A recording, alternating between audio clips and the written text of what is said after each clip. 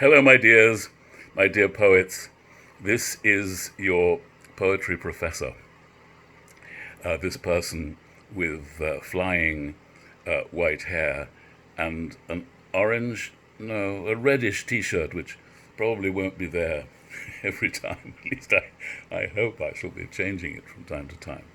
So this is my chief way of communicating with students while we're under lockdown. I'm not a big fan of Zoom, and I don't really like Blackboard very much. So how I propose to proceed is along the following lines.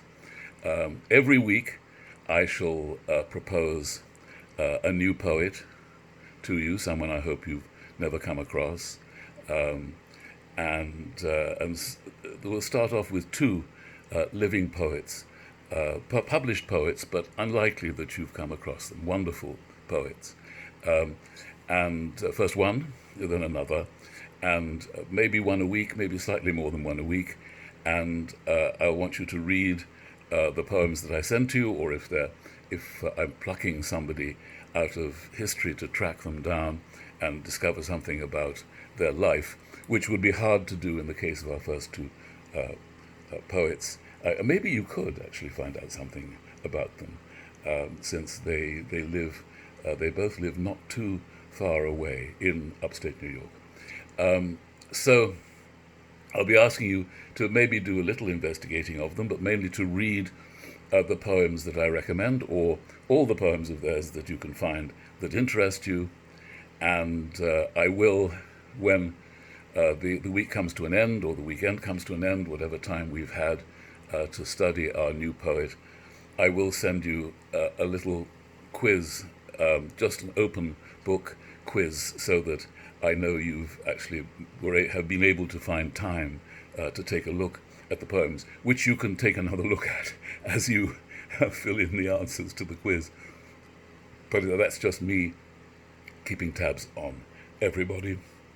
And that will be a regular part of our class, which is to say, meeting new poets. And I'll also ask you your opinions on these poets, and I will respond to anything that you send me, including answers to the quiz and thoughts about the poets and the poems.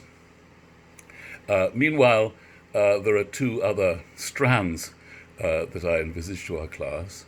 One is a kind of ongoing workshop where I will be asking you to send me, and send all of us, you will send the other three participants of our class, some poems of yours that you like, or that you hate, whatever emotion they kindle in you is just fine. Recent or not recent, though it might be nice to know which, in order to get our responses. And I will want to obviously read those poems that you send, all of you, I think, so that we each have every week three sets of poems. I don't know that you necessarily want to send more than two or three, or maybe just one, or maybe none. If you're not in the mood to send poetry, don't send any. You don't have to achieve anything here to qualify. I don't really go in much for grading creative work, which seems to me a completely ludicrous idea. So you're guaranteed your A unless you disappear into the undergrowth and never come back.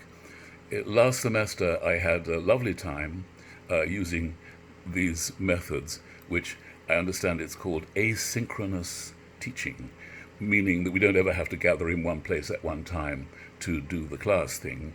You get to read, you get to see this and my subsequent videos, which will be more to the point. This is just a general introductory little video. You get to have a look at them in your own good time and place, and more than once if I turn out to be saying something useful or interesting. And otherwise we communicate by email mostly. And if you feel you might need my phone number, I'm very happy to give you that. You're very welcome to phone me at home. I live upstate. I live in the little town of Woodstock, New York, famous for the festival. I've lived here a great many years, and it's very quiet here. We don't have anybody marching in the streets or any policemen firing off rubber bullets or tear gas. I'm glad to say. I hope you're keeping safe.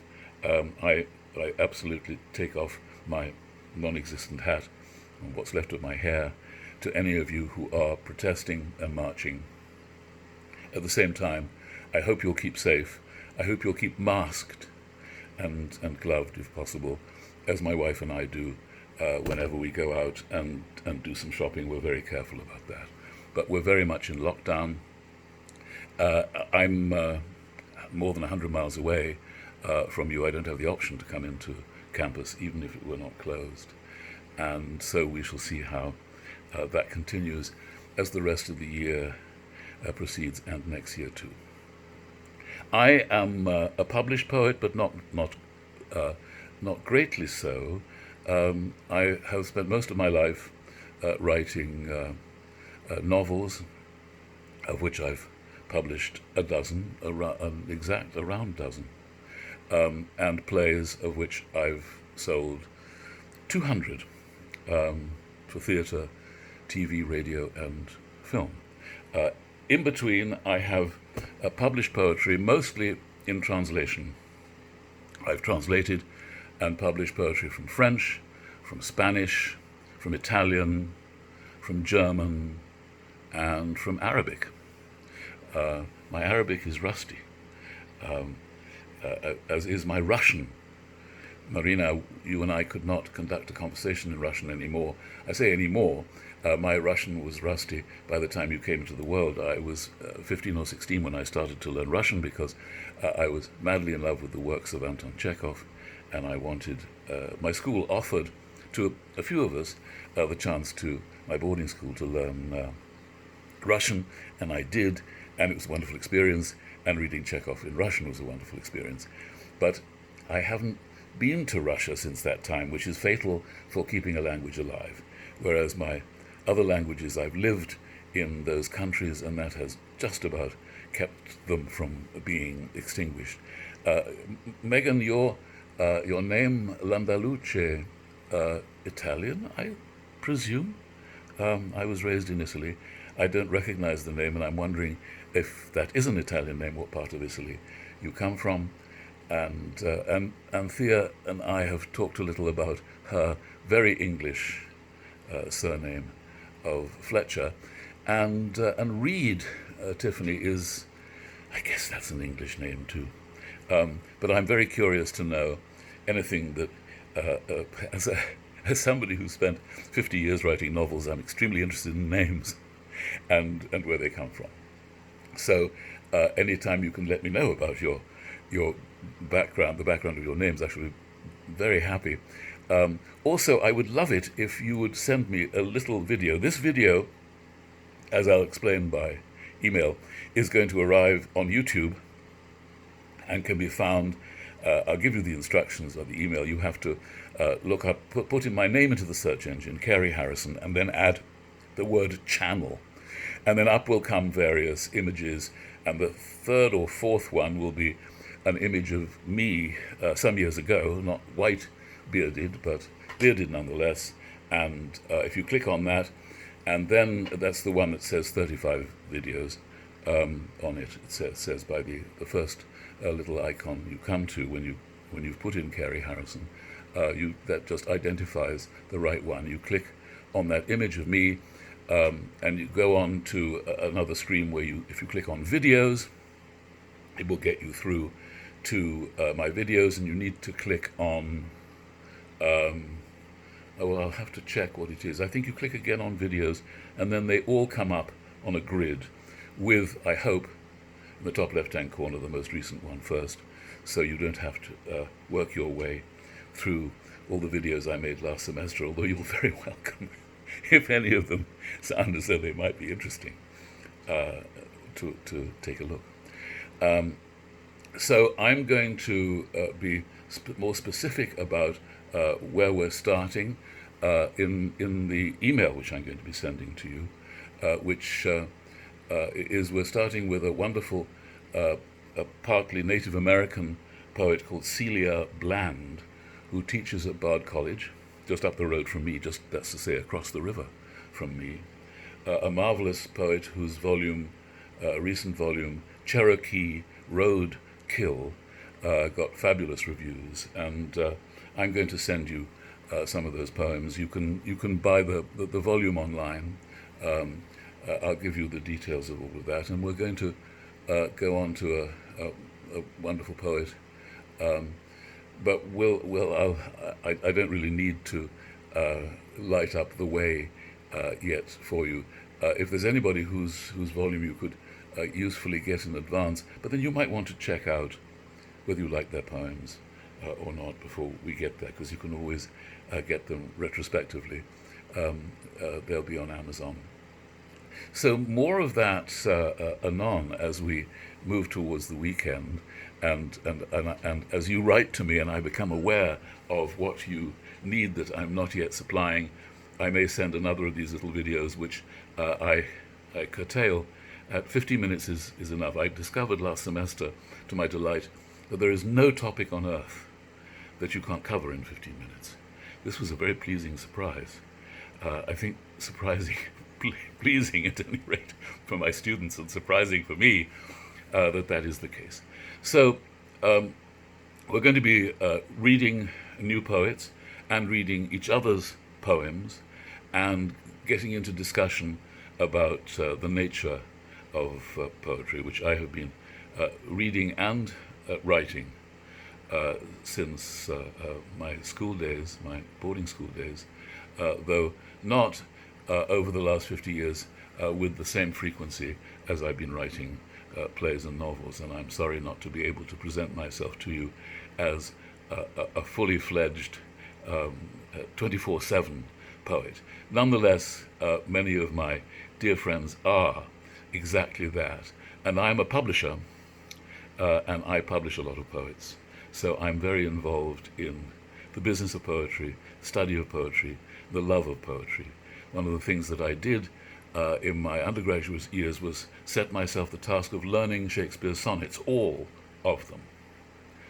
I did know most of them. I now know fewer and fewer, because I'm at the other end of the arc of memory, which starts to get a little sparse when you get to my age, and there are numerous sonnets that I can recite for you. We might actually take a look at a sonnet if we decide to spend just a little time on meter, which is important for poets to be aware of, regardless of what form they choose to write in. It's something that interests me very much, and I think we could usefully spend a little time on it, even if some or all of you are amply familiar with meter and rhythm in verse. So, my dears, we may have very, very different ideas of what poetry is. I'd be delighted if that's true. I don't want us all to have the same idea. I want you to feel completely free to bring as much to the table of our class, or as little as you want. It's a buffet, I think is the best way to describe it. It's not going to be a meal laid before you with the injunction that you have to eat the broccoli. You can leave the broccoli, or you can bring your own broccoli. So I look forward to seeing maybe a glimpse of you in video form. If you would send me a short video. Marina tried to send me a longish one, and it wouldn't take. It wouldn't travel. It was too heavy, as she put it. And she sent me a 12-second video of herself saying, "Hi, Professor, my name is Marina." And that was very nice. It means a lot to me if I can visualize you. This is a wonderful thing. I'd be happy to have as many repeats and see you as often as humanly possible.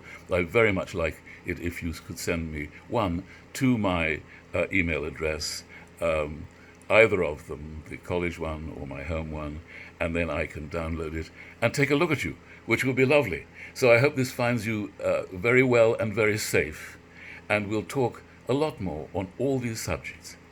Be well.